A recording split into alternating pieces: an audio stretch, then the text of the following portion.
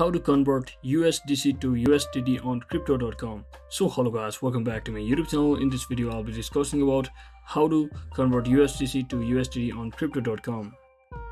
So if you are also using application, that is crypto.com app, just launch the application and make sure you're currently logged into your account, and simply go to the wallet page and find the convert option, which is usually accessible via three dot next to the USDC or USDT balance.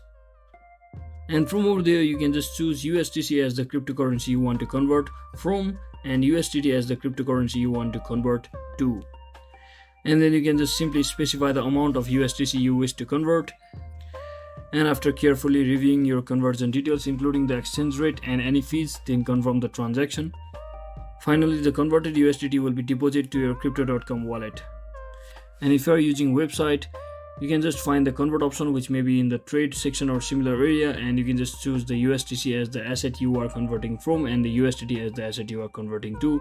And just like that, you can easily input the amount of USDC which you want to convert and simply confirm the conversion just like that. So that is it for today guys. Thanks for watching. Don't forget to like and subscribe.